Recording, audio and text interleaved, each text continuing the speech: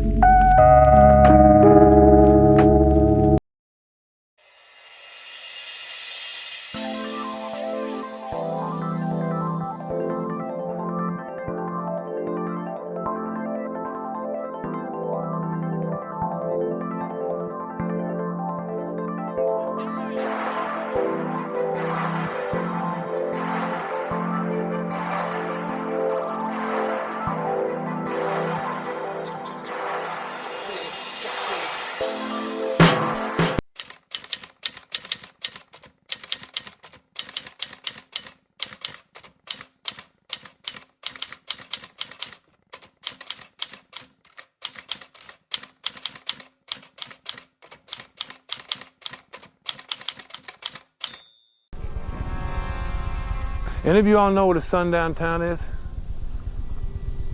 Yes, sir, we do. Well, this is a sundown county. And if I had found you pissing in my woods like animals after dark, it would have been my sworn duty to hang every single one of you from them trees. It's not sundown yet?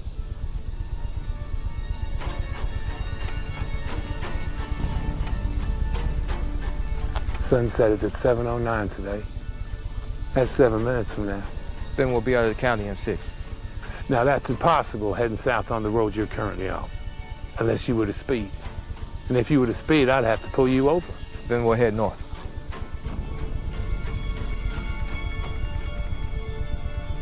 That might work. Why don't you give it a try? We will, sir. Is it legal to make a U-turn here? Aren't you a smart one? Now, ordinarily, I would consider a U-turn a violation.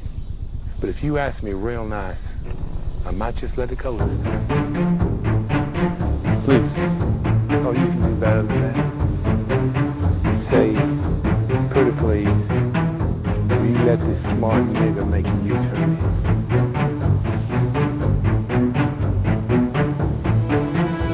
Pretty please, will you let this smart nigga make a U-turn here?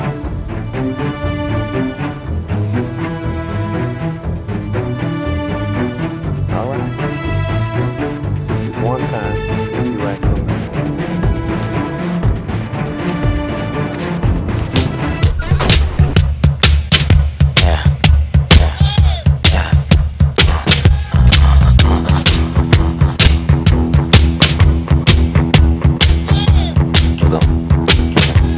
Standing on niggas got bigger toes, wrist crackers they catch it, kid you cold. They be harvesting organs to steal your soul. Pat my background, my stick and I hit the road. Brought my bro along, so I wasn't alone. Just a long way from home, gas almost gone. I ain't got no damn charge on my phone. Looking at me wrong, won't be long for a nigga gone. I'm just trying to get my shit together to go. It was 3 of them crackers, but 9 C4 got my foot out the door on the way to the car. And I ain't going slow for that gas, we can go on wanting no more. They surrounded the car, see the sun wasn't far. We got just a few minutes before it would be dark. I heard one of them say get the feathers and talk. These crackers don't know who the fuck that we are. Put my foot on the gas and got ghosts on the ass. Now it's your turn to smash. Get the stick out the back, point that shit out the back and hit one in they hat. Damn, I need me a map. Ay, I don't even know if this the way we should go. It was 4 of them crackers, but now I see more in the sun all the way down. We got nowhere to go. Watch your back if you black and you rockin' the fro. Say they had set us free, but I need me some more. I need peace of mind. I'm a beast but kind. Wish my people would leave, see what we would find. Maybe love and light. In the midst of this shit, we'll do number 5. They just take your life, or they rape your wife, or they tie you up by your neck at night. We ain't got no rights. Fuck them stars and stripes. And our schools, they be placing the dynamite. You can die tonight trying to read and write. This is real life. I knew taking this trip didn't feel right. We surrounded by crackers with steel pipes. Wish it was still light, and they ain't still light. The temperature dropped like a steel kite. Ain't no wind in the ass, it's still night. We outnumbered a lot, but we still fight. All this shit we been through, we don't feel fright. Just a lot of rage, breaking out the cage. This is not the way. I know God ain't put me here to die today.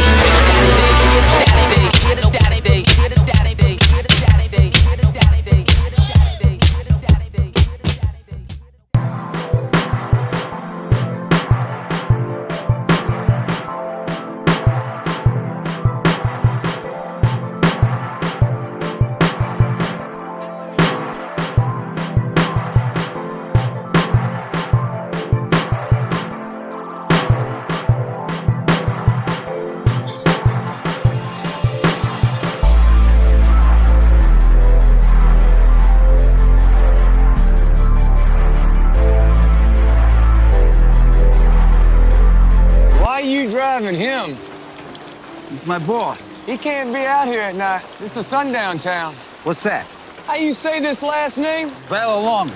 Yeah, what kind of name is that? It's Italian. Oh, I see. That's why you driving him around. You half a nigger yourself. Hands in the air! Now! Now! I understand why my associate is being held, but what exactly am I being charged with? You cannot hold me without cause. Well, I got called, because you let the sun set on your black ass. I want my call. He does have rights. You never win with violence, Tony. You only win when you maintain your dignity. Dignity always prevails. Get him out. What? Cut him goddamn loose. That nigga what hit me! You won't keep your goddamn job? Then you do what I goddamn tell you to do when I goddamn tell you to do it. And I'm telling you to get.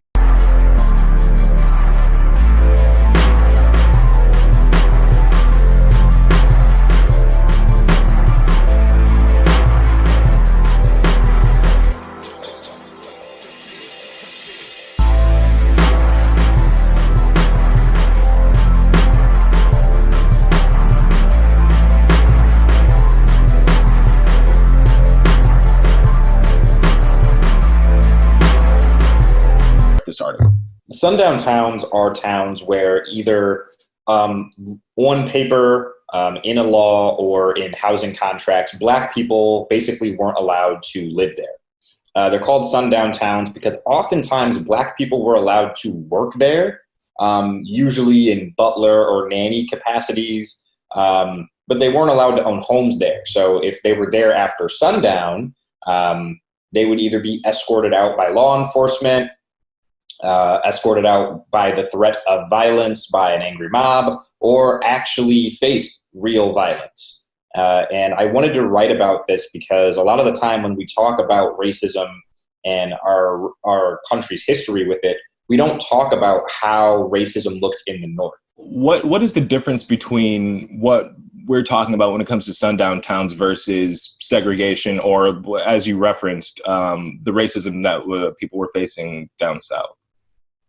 So I think the big difference is the legality, right? So sundown towns didn't all have the same laws and same practices, but what kind of gives them the term sundown town is that somewhere they were explicitly being anti-Black, whether it was in housing policies. For instance, a lot of the Grosse Pointes and a lot of Detroit suburbs had it in housing contracts that you weren't allowed to sell this home to a Black family, even, when Black families could afford to buy the house. Or other times there were laws literally saying Black people aren't allowed to be here after dark. How are some of the remnants of these sundown towns and that segregation still, with us today? Racial profiling in police. And it's something that people really push back on this idea, but it's actually quite simple.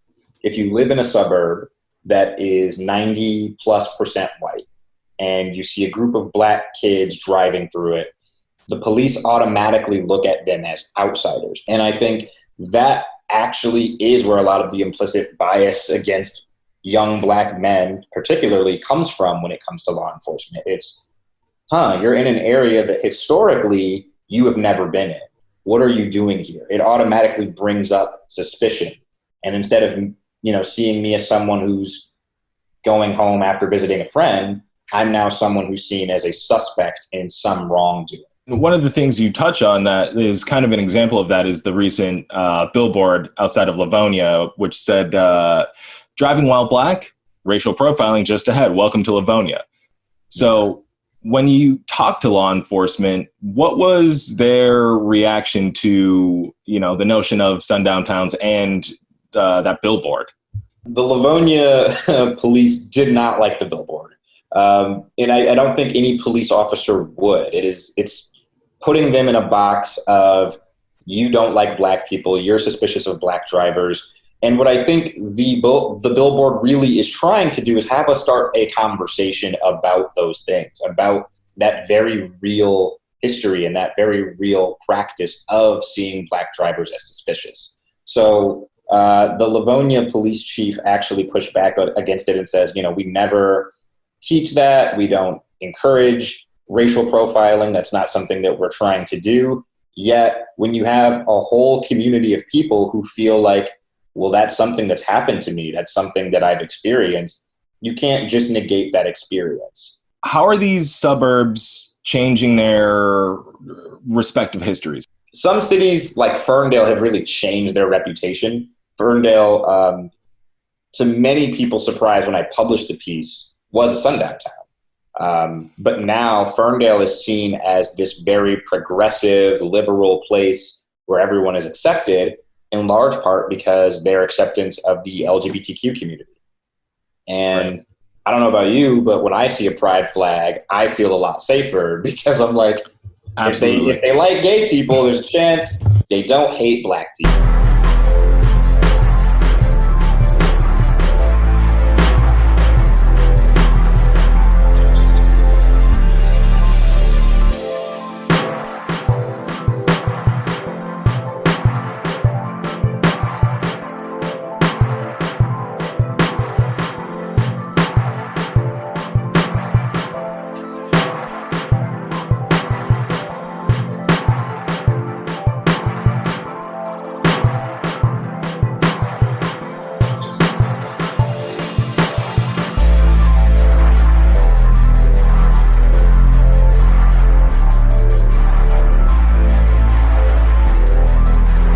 A lot of you don't believe me when I say Oregon has modern day sundown towns like Roseburg, Oregon, where here's a traveling professional, a traveling social worker who is telling black professionals to stay away from Roseburg, Oregon, because they are not like people like me who have guns and ammunition and military training, and where even the cops won't fuck with you. I want y'all to hear this. It's gonna be for my black travel social workers.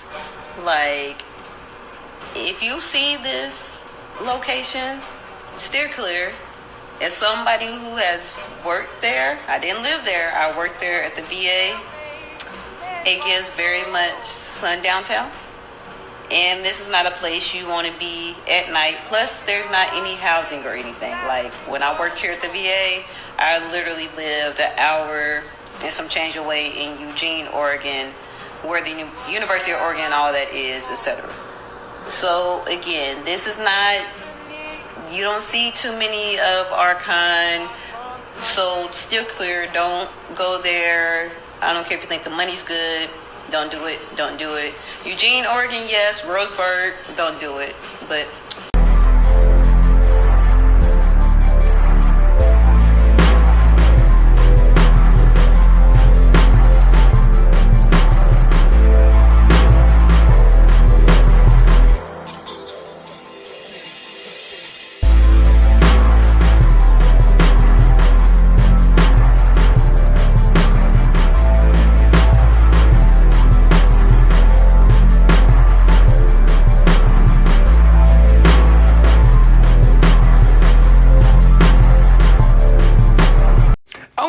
y'all come to Coleman, Alabama.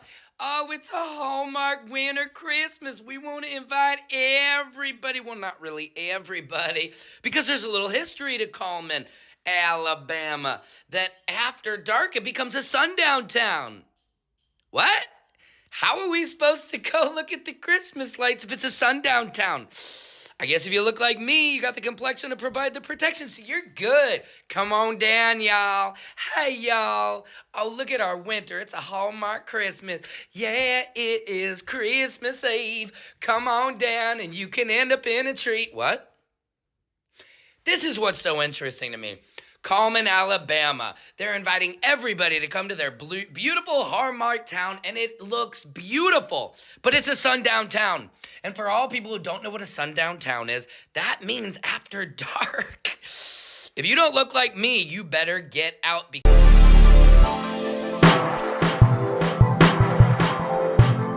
So North Carolina, did y'all really think y'all were gonna hang a black man and get away with it? Really? Did you really think, North Carolina, that you were going to hang a black man, say that he committed suicide and get away with that shit? Fuck no. You know, that's why God sent Helene, flooded out all that shit. Yeah, look, man, all these sundown towns, I want God to destroy them. All of them. I want him to drown them people out. I don't care, man. I don't give a fuck, man. I don't give a fuck. All sundown towns. Look. I'm asking for it. I'm asking for the destruction of sundown towns. But y'all thought y'all was going to hang people and that it was just going to, no, not my God. Not my God. Yeah, I want my God to come up in there and destroy all that shit.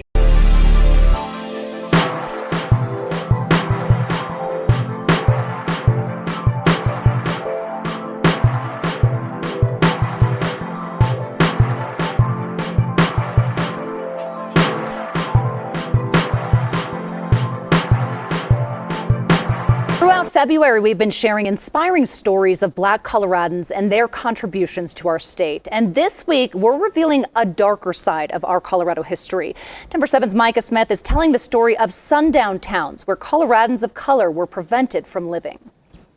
The beauty of a sunset is captivating, but for decades in our country, the sun setting was an ominous reminder that Black people were entering the most dangerous time of day. We don't necessarily have a complete record of all the sundown towns in Colorado. There are a few that posted banners or posted signs to make sure that people knew. A sundown town was an all-white city that banned Black people from living within city limits or being in town after dark. Black American West Museum volunteer Terry Gentry says they were especially prevalent during the late 1800s and throughout the 1900s. There were a lot of risks. You could either be harmed, you could be forced out of town, you could be killed. Just quite a few scary things happened. But sundown towns were not a southern invention. Most can be found across the north, the Midwest, and the West, with many right here in Colorado. Louisville and Golden, parts of Colorado Springs, Cherry Hills, and Loveland. A Loveland Reporter Herald article reveals in the early 1900s, Loveland neighborhoods and HOAs prevented anyone of color from buying a house there. At that time, Loveland had a large sign that read, "Welcome to Loveland, nationally famous sweetheart town." And a smaller sign underneath read, "We observe Jim Crow laws here." We have a situation here where our culture, as expressed in Hollywood and to some extent in other media, puts this racism in the South where it isn't. This is the one form of severe racism that the traditional South did not do, but it's all across the North. Sociologist and author of Sundown Towns, James Lowen, has studied sundown towns across the United States and uncovered thousands. In suburbs, there are a lot of suburbs that were sundown towns. In fact, most suburbs, about 70-80% of the suburbs of Los Angeles, the suburbs of Chicago, suburbs of Detroit. And Lowen says that's why we still have Colorado cities that have virtually no residents of color. But I have to say that most towns, and I suspect almost all former sundown towns in Colorado, have given up the practice. But Lowen said we still feel the implications today. What we have to watch for now is what we call second-generation sundown town issues. And that's, for example, an overwhelmingly white police force, overwhelmingly white teaching staff that doesn't have much of a interracial curriculum to teach either. Lowen says there's hope for sundown towns, but communities must step into the light and acknowledge their dark histories. Micah Smith, Denver 7.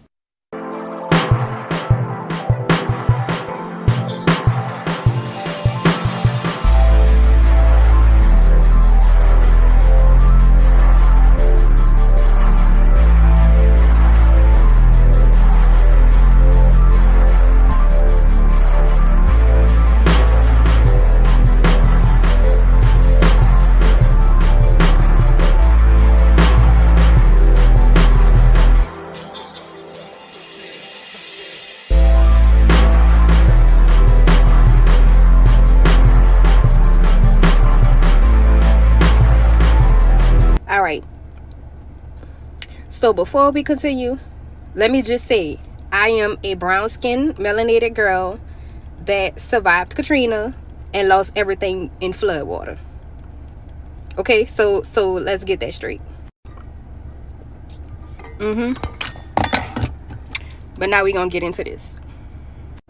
It's come to my attention that a lot of people on this app don't realize that Sundown Towns still exists, or even know what a sundown town is. So let me catch you up to speed, okay? So sundown towns are basically towns where melanated people either need to be inside at a certain time, or they need to be outside of the city limits at a certain time. And like I said, those still exist in 2024. If you don't believe me, all the people that drive from New Orleans to Houston to New Orleans, y'all know there are certain cities on I-10 that you not gonna stop at. You don't care if your tires falling off. You don't care if your whole front end falling off. Your car could be smoking. There is no way in hell you gonna stop in those certain cities along I-10 on your way either to Houston from New Orleans, or from Houston to New Orleans. Like, you're not gonna stop. Sundown towns are the reason why we pack food for the road. If y'all don't believe me, y'all could go online and Google a map of all the sundown towns that still exist. And it's just mighty coincidental that Hurricane Helene flooded out a lot of those sundown towns. No, I'm not saying that they deserved it. I don't want y'all to think that I'm saying. I don't think anybody deserves to lose their entire lives, at the blink of an eye because of a storm.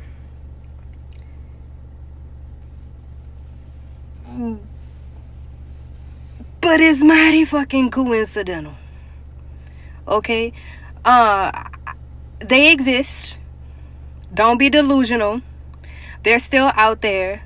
There's still racism out there. I feel like people brushing it under a rug because it's a tragedy. I get that. But the facts of the situation is that a lot of these places were sundown towns. Do I think people or anybody deserve? No. But again, the facts are that a lot of these places that flooded out unexpectedly were sundown towns. Feel free to go ahead and Google it. Not all, but some of them. Most of them. A lot of them.